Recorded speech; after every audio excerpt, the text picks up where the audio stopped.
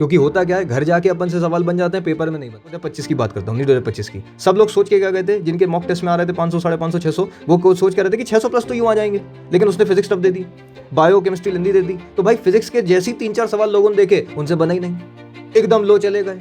और जैसी दिमाग में कॉन्फिडेंस लो हुआ, अब उनके दिमाग में क्या चलने लगा, एग्जाम के टाइम पे क्या चलने लगा कि सिलेक्शन होगा या नहीं होगा। मैं उन लोगों से बात करने आया हूं जिन्हें मेहनत से प्रेम है। सिंपल सी बात, अगर मेहनत से प्रेम है तो नीट तुम निकाल लोगे, क्योंकि नीट हो या फिर पीजी हो या फिर कोई भी एग्जाम हो, वो मेहनत ही मांगती है।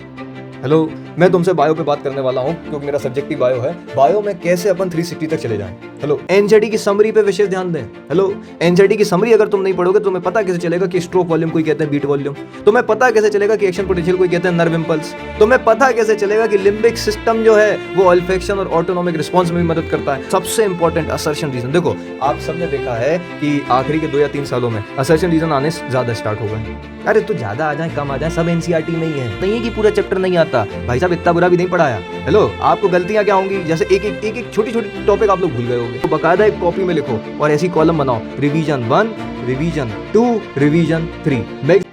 सो आप सब बढ़िया सबके जीवन में। ये कोई मोटिवेशन सेशन नहीं है, मोटिवेशन फालतू लोगों के लिए होता है। अब ध्यान से मेरी बात सुनना, जितनी भी अपन ने अभी तक बातें करी, आप सबको पता है नीट में अभी कितना टाइम बचा है। अब कैसी स्ट्रेटेजी आपकी होनी चाहिए कि आप कम टाइम में ज़्यादा से ज़्यादा चीज़ें रिवाइज कर सकें और आपके सिलेक्शन के चांसेस बढ़ जाएं। देखो कैसे पढ़ना है, क्या पढ़ना है, सबको पता है, मुझे भी मालूम है, आपको भी पता है कि इस समय पे आपको 12-13 घंटे पढ़ाई करनी है, बिल्कुल करनी है। क्वेश्चन एनालिसिस ज़्यादा करना है, क्वेश्चन प्रैक्टिस ज़्यादा करनी है, गलतियाँ ज़्यादा ढूंढनी है, बिल्कुल करनी है, सबको पता है, वो चॉइस ही नहीं है। मैं देखो तो मैं 2-3 चीज़ें बताऊंगा। मैं स्पेसिफिकली बायोलॉजी की बात करूंगा आपसे पूरे सेशन में। बायो में कैसे अपन मार्क्स बढ़ा सकते हैं, कैसे वो 360 अपन टच कर सकते हैं, और साथ ही साथ क्या रिवीजन पैटर्न आपका होना चाहिए टेस्ट के साथ। अपन बात किसकी करेंगे सबसे पहले, देख भाई तुम्हारा माइंडसेट स्ट्रांग होना चाहिए। क्योंकि होता क्या है, घर जाके अपन से सवाल बन जाते हैं, पेपर में नहीं बनते। हमें कॉन्फिडेंस की कमी हो जाती है पेपर में, हम सोचते हैं गलत हो जाएगा, ये हो जाएगा, हम होती है, सबके साथ होती है भाई। देख सिंपल क्या है ना, जैसे अब मैं इसकी 2025 की बात करता हूँ, नहीं 2025 की। सब लोग सोच के क्या गए थे, जिनके मॉक टेस्ट में आ रहे थे 500, 550, 600, वो कोच सोच के रहे थे कि 600 प्लस तो यूं आ जाएंगे, लेकिन उसने फिजिक्स टफ दे दी, बायो केमिस्ट्री हिंदी दे दी। तो भाई फिजिक्स के जैसी 3-4 सवाल लोगों ने देखे, उनसे बना ही नहीं, एकदम लो चले गए। और जैसी दिमाग में कॉन्फिडेंस लो हुआ, अब उनके दिमाग में क्या चलने लगा, एग्जाम के टाइम पे क्या चलने लगा कि सिलेक्शन होगा या नहीं होगा। दिमाग में जैसी वो चीज स्टार्ट हुई, खत्म। अब वो वहां पे उन्हें डिलीवर करके आना था, वो दिमाग में क्या सोच रहे हैं कि होगा या नहीं होगा। मैं सोच के कितना गए थे 600 प्लस, तुम सोच क्यों रहे हो पहले से। हेलो, तुम बस इतना रखो कि जितने सवाल आएंगे वो मेरे सही होने चाहिए। अब वहां जाके तुम्हें सही करना है, उस पर तुम्हें काम करना है, वो हम काम करा ही रहे हैं। देखो ध्यान से सुनो, क्या होता है ना, नीट जो पूरा गेम है वो माइंडसेट का गेम है। अगर आपका माइंडसेट स्ट्रांग है, और डॉक्टर बनने के लिए माइंडसेट स्ट्रांग चाहिए ही भाई। आप खुद सोचो, अगर आपका माइंडसेट स्ट्रांग नहीं है, आप डॉक्टर बन गए, आपके पास मतलब आप मान लीजिए फीमेल हैं, आप गायनेकोलॉजिस्ट बन गए, या कोई भी डॉक्टर, आप डॉक्टर बने, पेशेंट आया, पेशेंट को कार्डियक अरेस्ट है, आप ऐसा थोड़ी कि तुम्हें भी कार्डियक अरेस्ट आ जाएगा। हेलो, तुम्हारा माइंडसेट स्ट्रांग चाहिए, पेपर टफ आए या फिर सिंपल आए या कैसा भी आए, अगर तुम्हारा माइंडसेट स्ट्रांग है, तुम्हें मालूम है कि चल शुरू के 3 सवाल नहीं बनना है, तो आगे के अपने पास बहुत सवाल हैं अभी। हेलो, 180 सवाल आने हैं। मैं तुमसे ये भी नहीं कह रहा कि तुम्हें पूरे अटेम्प्ट करना है। हेलो, लेकिन बस तुम्हें एक्यूरेसी के साथ मेंटेन करना है। देख नीट पूरा गेम माइंडसेट का तो है ही, साथ में अब जैसे ये जो फिजिक्स के 3-4 सवाल उन्होंने देखे थे कि टफ आए हैं, सब क्या हो गए, एकदम लो, बिल्कुल कॉन्फिडेंस लो गया, लो महसूस करने लगे। तो तुम कितनी जल्दी उस लो महसूस करने की स्थिति से अपनी कंडीशन में आते हो, वही है नीट, वही है तुम्हारा कॉन्फिडेंस। और इस पूरे वीडियो में अपन यही सब बातें करेंगे। हेलो, मैं यहाँ मोटिवेट करने नहीं आया, मैं फिर से बोल रहा हूँ, बस मैं उन लोगों से बात करने आया हूँ जिन्हें मेहनत से प्रेम है। सिंपल सी बात, अगर मेहनत से प्रेम है तो नीट तुम निकाल लोगे, क्योंकि नीट हो या फिर पीजी हो या फिर कोई भी एग्जाम हो, वो मेहनत ही मांगती है। हेलो, अब देख अपन बात क्या करने वाले हैं ना, ये सब फालतू की बातें हैं। अब आओ मेन, मैं तुमसे बायो पे बात करने वाला हूँ, क्योंकि मेरा सब्जेक्ट ही बायो है। बायो में कैसे अपन 360 तक चले जाएं। हेलो, कैसे अपन 360 तक चले जाएं। 360 भी नहीं जा पा रहे तो 340 या 352 इतने तो अपन ले ही आए, वर्स्ट केस सिनेरियो में भी। तो देखो ध्यान से सुनना, अब आखिरी के टाइम में मुझे अपन को बायो कैसे रिवाइज करनी है, ध्यान सुनना, अपने पास अभी बहुत टाइम है। हेलो, करना क्या है, सबसे पहला काम मैं करूंगा कि कंप्लीट थ्योरी पढ़ूंगा एनसीईआरटी से। मुझे एक बार, मैं ये नहीं कह रहा तुम्हें हर बार पढ़नी है, एक बार फाइनल रीडिंग लगाओ थ्योरी की एनसीईआरटी से। फाइनल रीडिंग ऐसी होनी चाहिए कि हर एक लाइन तुम्हें समझ में आनी चाहिए। अब तुमने मैक्सिमम 200-100 बार तो पढ़ी ली होगी यार, मल्टीपल डिजिट्स में तो आ ही गए होगे 20-25 बार तक। लेकिन अपन को एनसीईआरटी इस तरीके से पढ़नी है कि वो जितनी भी थ्योरी थी तुमने मार्क करी होगी, इसमें बहुत सारी मतलब बेकार लाइंस भी मिली होंगी, बहुत सारी काम की लाइंस भी मिली होंगी, तो तुम्हें काम की लाइंस वाली जितनी इंपॉर्टेंट थी वो मार्क करके रखनी है और दिमाग में मार्क करनी है। अपन पढ़े एनसीईआरटी एक ही बार रहे हैं, लेकिन उसे 6 तरीके से पढ़ेंगे। सबसे पहले मैंने क्या बोला, कंप्लीट थ्योरी पढ़ो एनसीईआरटी से, कंप्लीट थ्योरी। तुमने चाहे जितनी बार भी पढ़ ली हो, एक बार फिर से रिकॉल कर लो आखिरी टाइम पे। फिर दूसरी बात, एनसीईआरटी की समरी पे विशेष ध्यान दें। हेलो, एनसीईआरटी की समरी अगर तुम नहीं पढ़ोगे तो तुम्हें पता कैसे चलेगा कि स्ट्रोक वॉल्यूम कोई कहते हैं बीट वॉल्यूम, तुम्हें पता कैसे चलेगा कि एक्शन पोटेंशियल कोई कहते हैं नर्व इंपल्स, तुम्हें पता कैसे चलेगा कि लिम्बिक सिस्टम जो है वो ऑल्फैक्शन और ऑटोनॉमिक रिस्पॉन्स में भी मदद करता है। अरे तुम्हें पता कैसे चलेगा कि जो टेस्टिस होती हैं वो एरिथ्रोपोएसिस, टेस्टिस नहीं मतलब टेस्टिस से जो टेस्टोस्टेरोन निकलेगा, एंड्रोजन निकलेगा, वो हेल्प करता है एरिथ्रोपोएसिस में। हेलो, तो एक ही एनसीईआरटी एक ही पढ़नी है, लेकिन 6 तरीके से पढ़ना है। सबसे पहला कंप्लीट थ्योरी, दूसरा एनसीईआरटी की समरी, तीसरी एक्सरसाइज भी सॉल्व कर लो। अरे हर चैप्टर के बाद जो एक्सरसाइज में क्वेश्चंस दिए हुए हैं वो भी सॉल्व करो। एक्सरसाइज में जैसे इसी साल का सवाल दिखाता हूं 2025 का, तुम ह्यूमन रिप्रोडक्शन वाला चैप्टर खोलना, क्वेश्चन नंबर 20, वहां तुम्हें दिख जाएगा फेटर्नल ट्विंस। हेलो, इसी साल का सवाल। फिर तुम्हें मैंने लिखवाए हैं बहुत सारे, रिपोर्टर एंजाइम याद करिए, बीटा गैलेक्टोसाइडेस। हेलो, फिर अब एक और, अगर तुमने एक्सरसाइज के क्वेश्चन सॉल्व करे होंगे तो तुम्हें मिला होगा एंडोक्राइन सिस्टम में प्रोजेस्टेशनल हार्मोन। कौन सा हार्मोन? Progestational hormone. फिर इवोल्यूशन की अगर तुमने एक्सरसाइज करी हो तो वहां लिखता है कि हॉर्स की इवोल्यूशनरी हिस्ट्री बताओ। कहीं नहीं लिखा एनसीईआरटी ने इवोल्यूशन की, मतलब हिस्ट्री ऑफ हॉर्स इक्वस, लेकिन वहां पे सवाल पूछा है, देख लेना एक्सरसाइज में। फिर चौथी सबसे इंपॉर्टेंट चीज वो रहेगी इंट्रो। हेलो, क्या रहेगी? इंट्रो। अरे इंट्रो क्या, अरे तुम याद मैं बताता हूँ। जैसे इसी साल का सवाल देखते हैं, यूनिट 3 हाउ, यूनिट 3 कौन सा है? सेल वाला हाउ। और यूनिट 5 कौन सा है? यूनिट 5 कौन सा है? ह्यूमन फिजियोलॉजी वाला। अब इसमें तुम्हें इसी साल का सवाल दोनों, वो क्या लिखा था? रिडक्शनलिस्ट बायोलॉजी। हेलो, कौन सी बायोलॉजी? रिडक्शनलिस्ट बायोलॉजी, जिसका आंसर क्या था ना, फिजियोकेमिकल प्रोसेस। हेलो, तो मैं एनसीईआरटी पढ़वा रहा हूँ लेकिन 6 तरीकों से, अलग अलग तरीके से। इंट्रो में आपको दिख जाएगा यूनिट 3 और यूनिट 5 में क्या लिखा हुआ है, रिडक्शनलिस्ट बायोलॉजी के बारे में, देखना ये तुम जाके। फिर ये सब अपन को करना है। सबसे इंपॉर्टेंट असर्शन रीजन, देखो आप सबने देखा है कि आखिरी के 2 या 3 सालों में असर्शन रीजन आने ज़्यादा स्टार्ट हो गए हैं। अरे तो ज़्यादा आ जाए कम आ जाए, सब एनसीईआरटी में ही है और मैक्सिमम तुम्हें प्रैक्टिस करा भी दी है। तो तुम क्या करो ना, जब एनसीईआरटी पढ़ रहे हो, थ्योरी जब पढ़ रहे हो, तो फ्रेम करना सीखो असर्शन रीजन। कैसे फ्रेम कर पाएंगे? सिंपल सी बात, मैं तुम्हें कुछ टर्म बता रहा हूँ। जैसे आपने सुना है बिकॉज, हाँ ये तो हमें पता है बिकॉज। आपने सुना है देयरफॉर, क्या सुना है बच्चे? देयरफॉर। आपने सुना है हेंस, आपने सुना है दस, और एक और आपने सुना है दैट इज वाई।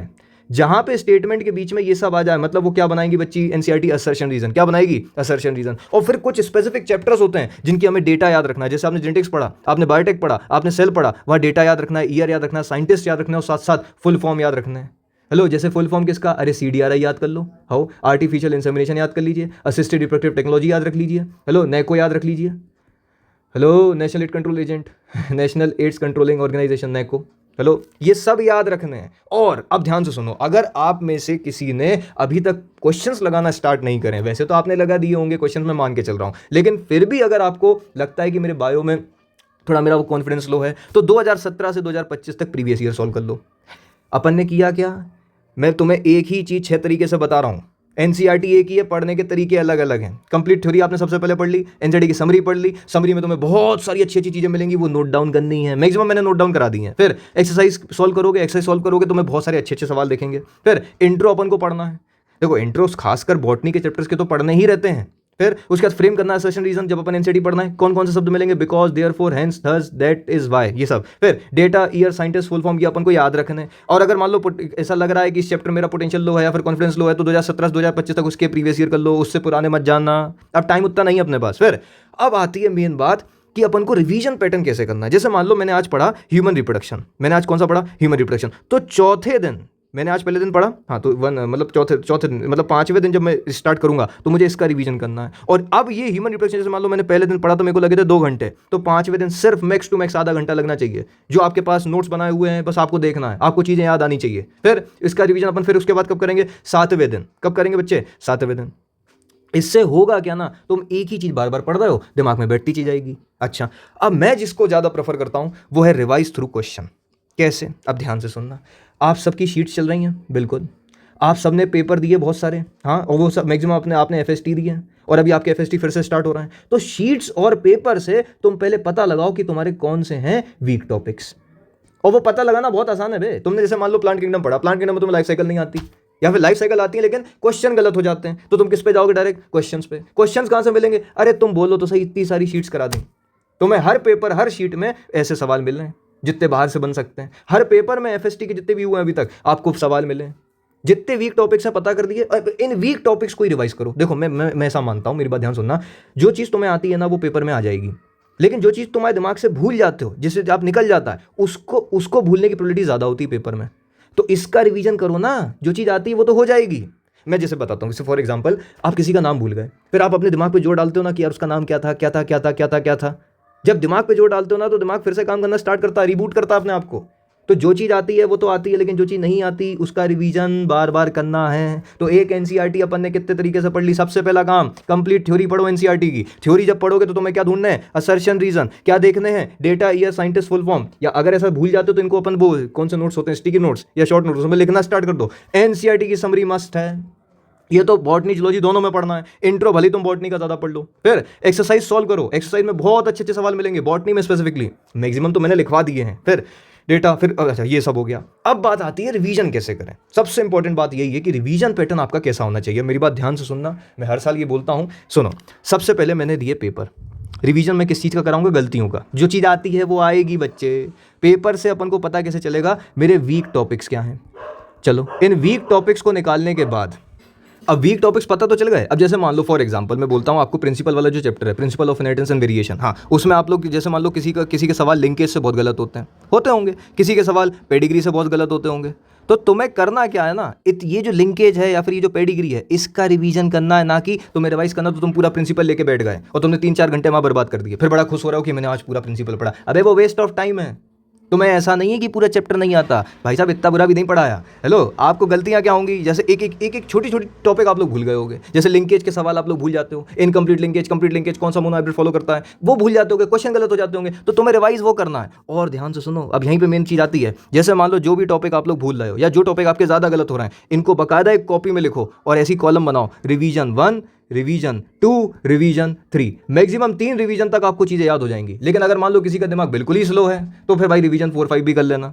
मैं ऐसे देखो गलत नहीं कह रहा, बस मेहनत का अंतर होता है। आप सब जानते हैं आपका दिमाग कैसा है, फिर उस पर नहीं आते हैं। तो याद रखिए, आपको जो भी टॉपिक आप लोग भूलते हैं उसका रिवीजन करना है। और कैसे, वही 4 और 7 वाला। पहले दिन रिवाइज किया, फिर अपन दूसरा रिवीजन कब करेंगे, चौथे दिन, फिर कब रिवीजन करेंगे, 7वें दिन। और मैं कह रहा हूँ वो चीज़ याद हो जाएगी, फिर वहाँ से गलत नहीं होगा। फिर पता एक चीज़ और आएगी दिमाग में आपके भी आ गई होगी कि यार हमें फिर पता नई गलतियाँ मिल जाती हैं। अरे तो नई गलतियाँ मिल रही हैं मतलब ठीक है ना, वो सेम रिपीट तो नहीं हो रही मिस्टेक। देखो जब तक पेपर दोगे गलतियां मिलेंगी। तुम नीट में भी गलत करके आओगे, आप 100% एफिशिएंट नहीं है, कोई भी नहीं है भाई।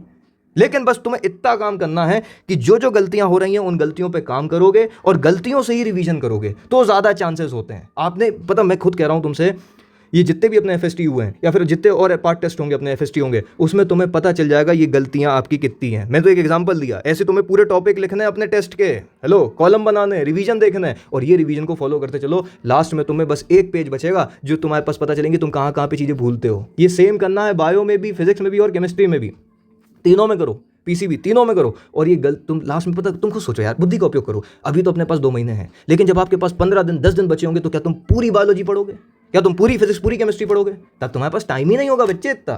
तुम्हें क्या करना है, ये आखिरी पेज जो आपने रिवीजन किया है इसको बकायदा तुम्हें टॉपिक पता है कि कौन से टॉपिक में भूल जाता हूं या भूल जाती हूं। सिंपल, मेरा मोटिव यही है कि जितने मैक्सिमम लोग में से पढ़ना है उनका सिलेक्शन हो और अच्छे मार्क्स के साथ हो और अच्छी रैंक के साथ हो। सिंपल। मैं मोटिवेट नहीं कर पाता भाई, सीधी बात।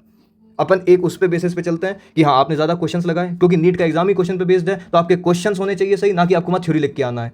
हेलो, बोर्ड सोर्स के फालतू, मतलब बोर्ड फालतू तो नहीं है, मेधावी मिलती है, लेकिन बोर्ड्स के बेसिस की बात अलग होती है। यहाँ नीट है, आपको वहाँ क्वेश्चन सॉल्व करने, ना कि लिख के आना है। तो आपका पूरा फोकस किस पे होना चाहिए बच्चे, कि आपके क्वेश्चन सही हो। और क्वेश्चन कैसे सही होंगे, by repeated question solving plus analysing. और एनालिसिस सबसे इंपॉर्टेंट है। मैक्सिमम बच्चा जो पेपर देता ना, पेपर फेंक देता है या फिर पेपर रख देता है अलग, एनालिसिस के नाम पे कुछ नहीं करता। और अगर मैक्सिमम लोग करते भी एनालिसिस तो सिर्फ बायो का कर लेते हैं, खुश होते हैं। अरे भाई साहब, नीट में बायो, फिजिक्स, केमिस्ट्री तीनों आएगी। प्रॉपर टाइमिंग के साथ पढ़ते चलो, सिलेक्शन हो जाएगा। और मैं खुद कह रहा हूं, आप सबका 80 से 90% सिलेबस कंप्लीटेड है। बस आपको काम क्या करना है, इसकी एक्यूरेसी पे, आपके कॉन्फिडेंस पे मेहनत करते चल। मैं आपसे बार बार आपसे ये कह रहा हूं, मेहनत के साथ अगर काम करते चलोगे सिलेक्शन हो जाएगा। हर साल यही होता है। और साथ साथ तुम्हें कॉन्फिडेंस पे भी काम करना है। पेपर चाहे टफ भी आ जाए या कैसा भी आ जाए, तुम्हें वहां पे कॉन्फिडेंट बने रहना है। जिन्हें कि पेपर टफ आ गया तो तुम भी वहां बैठ गए। समझ गए मेरी बात? और बस इतना करते चलो, बाकी फिर अपन मिलते हैं। Thank you so much, bye bye.